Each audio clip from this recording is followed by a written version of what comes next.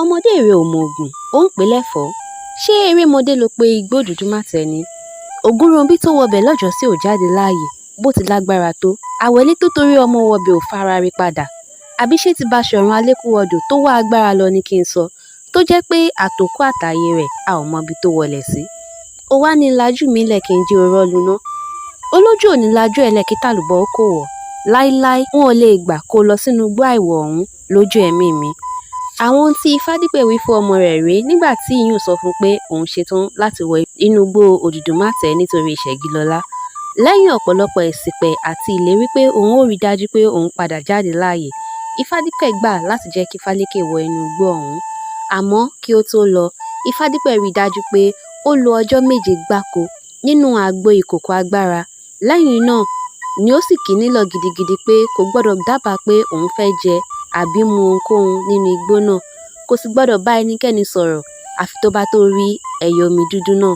Ní ọjọ́ tí Fálékè ó bẹ̀rẹ̀ ìrìn àjò rẹ̀, Ṣẹ̀gilọlá fún ní ẹ̀gbà ọrùn rẹ̀ pé ẹ̀gbà ọrùn náà ni ó mú la gbogbo ìdojúkọ inú omi já, kò sì ní jẹ́ kí àwọn ẹ̀dá inú omi ṣe ní jàǹbá. Báyìí ni Fálékè ṣe mórílé inú igbó Òdùdùmátẹ. Lẹ́yìn ọjọ́ 4 nínú igbó, Fálékè ò reku débi pé yóò rẹ̀yẹ. Àárẹ̀ mú, ebi sì ń pa. Nígbà tí ó rìn síwájú díẹ̀, ló bá rí bàbá rẹ̀ pẹ̀lú oúnjẹ àti omi lọ́wọ́. Ìyún sì ń ké pè pé kó wá jẹun kó lè lókun àti tẹ̀síwájú nínú ìrìn àjò rẹ̀. Bí Fálékè ti gbé ẹsẹ̀ 2 síwájú ló bá rántí ìkìlọ̀ bàbá rẹ̀ pé kò gbọdọ̀ bá ẹnikẹ́ni sọ̀rọ̀ débi pé yóò fi ohunkóhun bánu. Ló bá pẹ̀yìndà láti máa bá ìrìn àjò rẹ̀ lọ.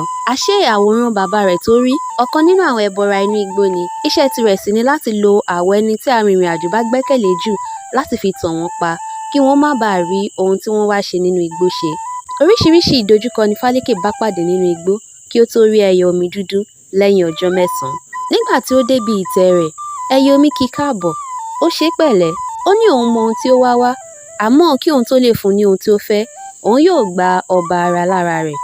Fálékè wòkè ó wọlẹ̀, ó bi ẹyẹ omi pé bó lòun ó ṣe dé ìsàlẹ̀ odò ẹ̀tẹ́ àbí bó lòun ó ṣe délé nígbà tó bá ti gba ojú lọ́wọ́ òun.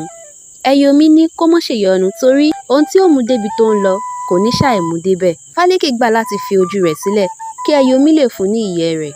Báyìí ni Fálékè ṣe di ẹni tí kò lè rí ìmọ́lẹ̀ ọ̀run mọ́. Ní kété tí ìyẹ́ ẹyẹ omi dúdú dé ọwọ́ Fálékè, ní ìjì ńlá kan gbé wọ inú odò ẹ̀tẹ́ níwájú ìtẹ́ olórí níbi tí yóò ti ṣe àwúre fún Ṣẹ̀gilọlá. Nígbà tí ó kalẹ̀ síwájú olórí kọ̀ jálẹ̀ pátápátá láti wúre. Kàkà bẹ́ẹ̀, ó pàṣẹ pé kí wọ́n gbé Fálékè sọ sínú túbú.